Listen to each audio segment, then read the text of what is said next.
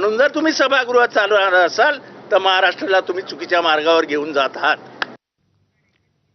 पाहत पुढची बातमी. ठाकरेंच्या शिवसेनेचे 6 खासदार फुटल्यामुळे ठाकरेंच्या गटाला मोठा धक्का बसलेला आहे.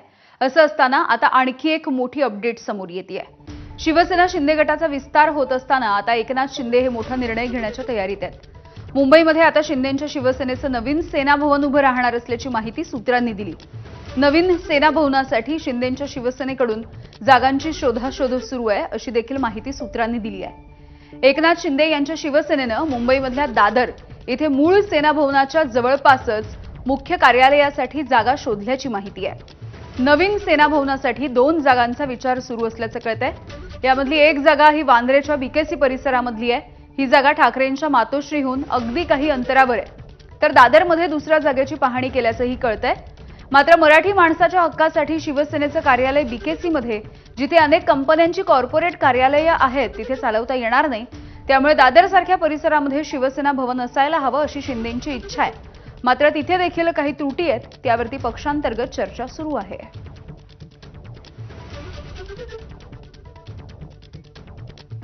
दरम्यान शिवसेना भवनाविषयी आता शिवसेनेच्या नेत्यांनी नेमकी काय प्रतिक्रिया दिली आपण बघूया.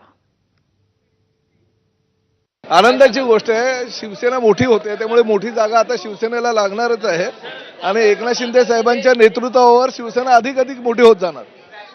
शिवसेनेचं सेना भवन म्हणून नाही तर कार्यकर्त्याचं मंदिर ज्याला आम्ही म्हणतो ते सगळीकडे आम्ही उभे करायचा प्रयत्न आहे.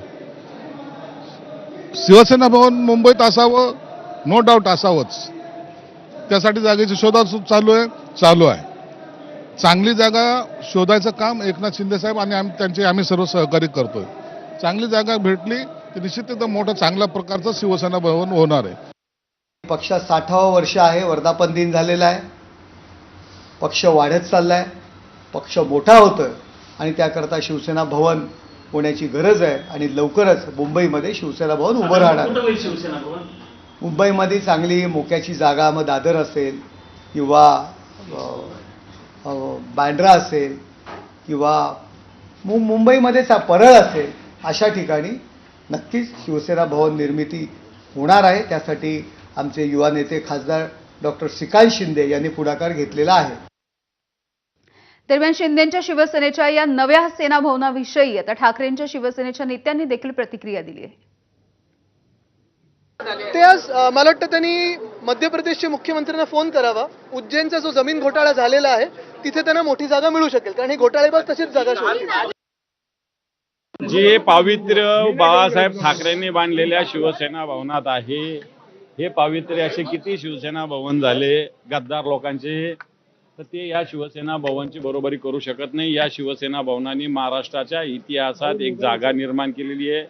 महाराष्ट्राच्या इतिहासाचं शिवसेना भवन साक्षीदार आहे. वास्तू म्हणजे शिवसेना भवन होत नाही, एखादी इमारत म्हणजे शिवसेना भवन होत नाही. त्या इमारतीला अनेक परंपरा असतात, अनेक त्याचा इतिहास असतो आणि त्याच्यामुळे असे अनेक शिवसेना भवन पैशाच्या बळावर ते निर्माण करतील. परंतु बाळासाहेब ठाकरेंनी निर्माण केलेलं शिवसेना भवन याची बरोबरी या महाराष्ट्रात काय देशात कोणी करू शकणार नाही.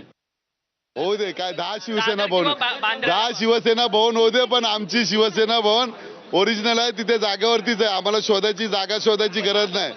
होऊ दे ना, काय फरक पडते.